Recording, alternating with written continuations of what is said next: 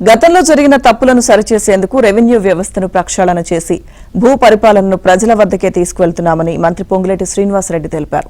రాష్ట్ర వ్యాప్తంగా రెవెన్యూ సదస్సులు నిర్వహించనున్న నేపథ్యంలో సోమవారం ఆయన అధికారులతో సమీక్ష నిర్వహించారు. ఏప్రిల్ 14న భూభారతి చట్టాన్ని అమల్లోకి తెచ్చిన తర్వాత మొదటి దశలో ఏప్రిల్ 17 నుంచి 4 మండలాల్లో, రెండవ దశలో మే 5 నుంచి 28 మండలాల్లో రెవెన్యూ సదస్సులు నిర్వహించామని గుర్తు చేశారు.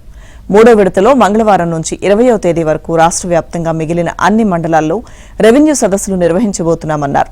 అన్ని రెవెన్యూ గ్రామాలకు తహసీల్దార్ నేతృత్వంలోని బృందం వెళ్తుందని, ప్రజల వద్దకే రెవెన్యూ నినాదంతో భూ సమస్యలపై దరఖాస్తులు స్వీకరించి పరిష్కరిస్తామని చెప్పారు.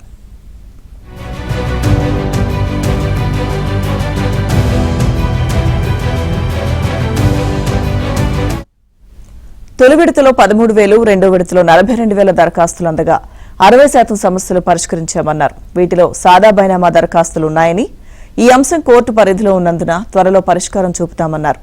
ప్రభుత్వానికి, ప్రజలకు వారధిగా రెవెన్యూ శాఖ ఉంటుందని, అధికారులు సమర్థవంతంగా పనిచేసినప్పుడే ప్రభుత్వం ఆశించిన ఫలితాలు వస్తాయన్నారు. గత ప్రభుత్వంలో కొందరికే పరిమితమైన రెవెన్యూ సేవలను గ్రామ స్థాయిలో అందించేందుకు కాంగ్రెస్ ప్రభుత్వం కృతనిశ్చయంతో ముందుకు సాగుతోందన్నారు. జిల్లా కలెక్టర్లు మానవీయ కోణంలో భూ సమస్యలకు పరిష్కారం చూపాలని సూచించారు. ఎప్పటికప్పుడు క్షేత్రస్థాయిలో పర్యటించి భూ సమస్యల పరిష్కారంపై ప్రత్యేక దృష్టి సారించాలన్నారు. ప్రజల వద్దకు వెళ్లే రెవెన్యూ బృందం కూడా మానవతా దృక్పథంతో వ్యవహరించి ప్రజలతో మమేకం కావాలని పిలుపునిచ్చారు.